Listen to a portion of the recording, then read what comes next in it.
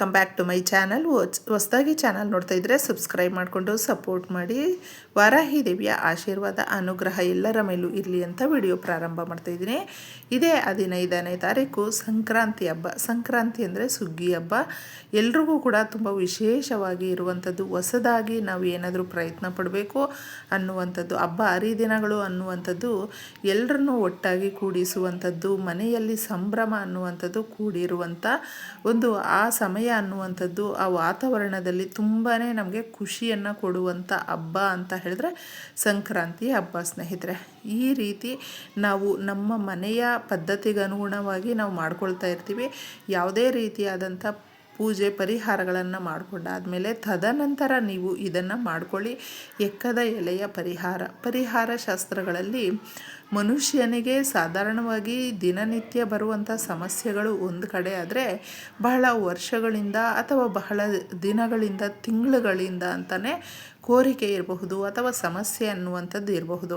ಅದಿದ್ದಾಗ ಏನಾಗುತ್ತೆ ಅಂದರೆ ನೆಮ್ಮದಿ ಅನ್ನೋದು ನಮಗೆ ಇರೋದಿಲ್ಲ. ಎಷ್ಟೇ ಖುಷಿಯಾಗಿ ನಾವು ಇದ್ದರೂ ಕೂಡ ಪಟ್ಟಂತ ಈ ಪ್ರಾಬ್ಲಮ್ಗಳು ಅಥವಾ ಈ ಸಮಸ್ಯೆಗಳು ನಮಗೆ ನೆನಪಾಗಿಬಿಡುತ್ತೆ, ಕಾಡ್ತಾನೆ ಇರುತ್ತೆ. ಇದರಿಂದ ನಾವು ಹೊರಗೆ ಬಂದರೆ ತುಂಬ ಚೆನ್ನಾಗಿರ್ತೀವಿ, ತುಂಬ ಹ್ಯಾಪಿಯಾಗಿರ್ತೀವಿ.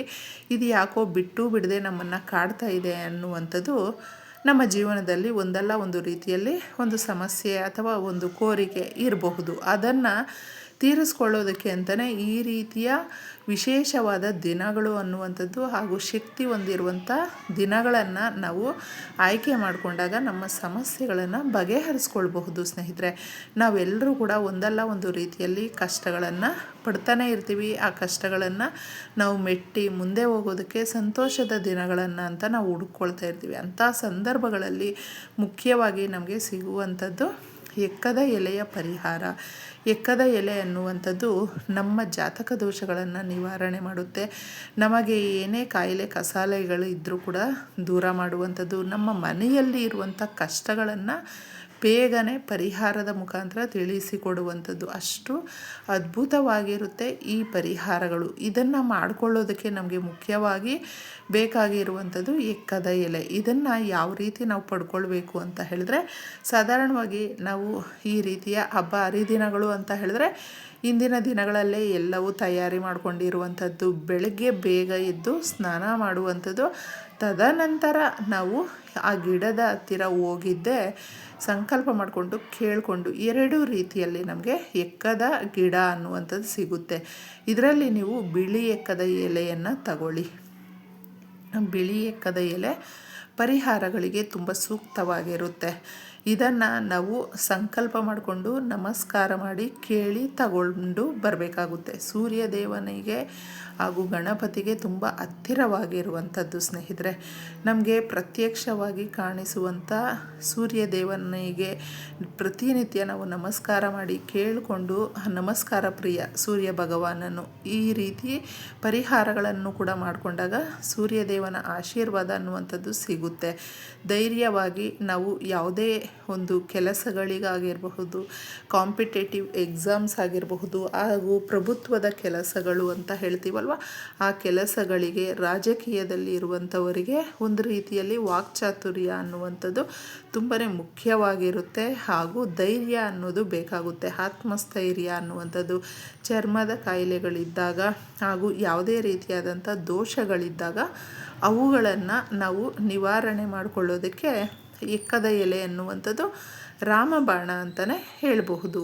ಅದಕ್ಕೋಸ್ಕರ ನಾವು ಪ್ರಕೃತಿಯಲ್ಲಿ ಸಿಗುವಂಥ ಪ್ರತಿಯೊಂದು ಗಿಡ ಮರ ಎಲೆ ಯಾವುದನ್ನೇ ಆಗಲಿ ದೇವತಾ ವೃಕ್ಷಗಳು ಅನ್ನುವಂಥ ಒಂದು ನಂಬಿಕೆ ಇಟ್ಟು ಪರಿಹಾರ ಮಾಡಿಕೊಳ್ಳೋದಕ್ಕೆ ನಾವು ತಗೊಂಡು ಬರ್ತೀವಿ. ನಮಸ್ಕಾರ ಮಾಡಿದ್ದೆ ಆ ಗಿಡಕ್ಕೆ ನೀವು ಒಂದು ಎಲೆಯನ್ನು ತಗೊಂಡು ಬನ್ನಿ. ಈ ರೀತಿ ಪರಿಹಾರಕ್ಕಾಗಿ ತಗೊಂಡೋಗ್ತಾ ಇದ್ದೀವಿ.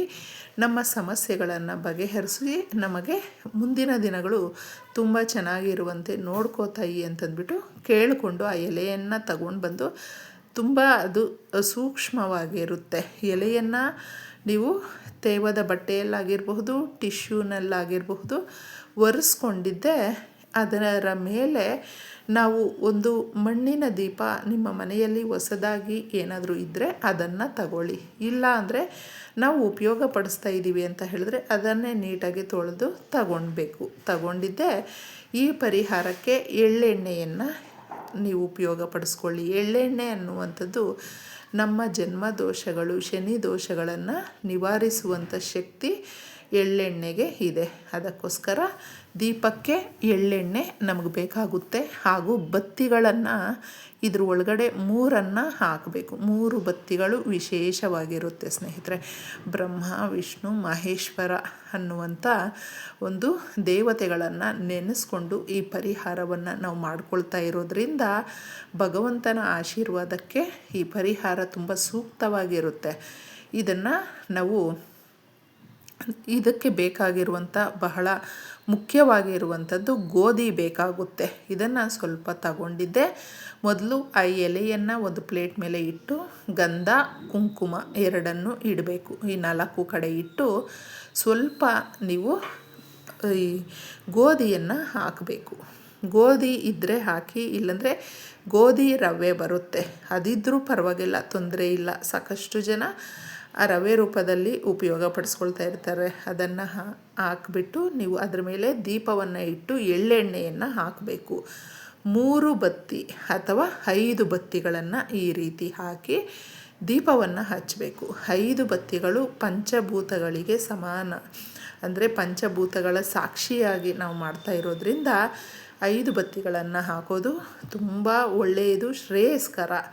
ತದನಂತರ ನಾವು ಇದನ್ನು ದೇವ್ರ ಮನೆಯಲ್ಲೇ ಮಾಡ್ತಾ ಇರೋದ್ರಿಂದ ನೀವು ನಿಮ್ಮ ಇಷ್ಟ ದೇವರಾಗಿರಬಹುದು, ಕುಲದೇವರಾಗಿರಬಹುದು ಮಾಡಿಕೊಂಡು ದೀಪ ಹಚ್ಚಿ ನಿಮ್ಮ ಸಮಸ್ಯೆಗಳನ್ನು ಹೇಳ್ಕೊಳ್ಳಿ ಆ ದೀಪಕ್ಕೆ. ಆಗ ಪ್ರತಿಯೊಂದು ಸಮಸ್ಯೆಯನ್ನು ಕೂಡ ಬಗೆಹರಿಸೋದಕ್ಕೆ ಕೆಲಸವನ್ನು ಮಾಡುತ್ತೆ ಸ್ನೇಹಿತರೆ. ಅಷ್ಟೊಂದು ಶಕ್ತಿದಾಯಕವಾಗಿರುತ್ತೆ.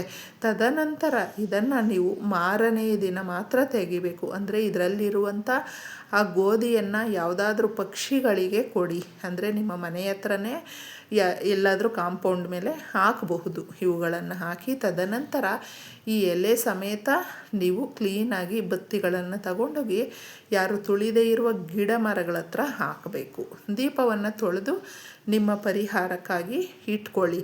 ಇಷ್ಟನ್ನು ನೀವು ಮಾಡಿದಾಗ ವರ್ಷ ಪೂರ್ತಿ ನಮ್ಮ ಸಮಸ್ಯೆಗಳು ಬಗೆಹರಿದು ದುಡ್ಡಿನ ಆಕರ್ಷಣೆ ಅನ್ನುವಂಥದ್ದಾಗುತ್ತೆ. ಸಮಸ್ಯೆಗಳು ಬಗೆಹರಿದು ಸುಖ, ಶಾಂತಿ, ಸಮೃದ್ಧಿ ಅನ್ನುವಂಥದ್ದನ್ನು ತಂದು ಕೊಡುತ್ತೆ. ಈ ವರ್ಷ ನಮ್ಮ ಮನೆಯಲ್ಲಿ ಎಲ್ಲವೂ ಸಂಭ್ರಮ ರೂಪದಲ್ಲೇ ಆ ಕಾರ್ಯಕ್ರಮಗಳು ನಡೆಯುವಂತೆ ಈ ಪರಿಹಾರ ನಮಗೆ ಅನುವು ಮಾಡಿಕೊಡುತ್ತೆ. ನಾವು ಇಷ್ಟಪಟ್ಟು ಈ ಪರಿಹಾರವನ್ನು ಮಾಡಿರ್ತೀವಿ. ಎಲ್ಲ ರೀತಿಯಲ್ಲೂ ಕೂಡ ಅನುಕೂಲ ಆಗುತ್ತೆ. ಮಾಡ್ಕೊಂಡು ನೋಡಿ.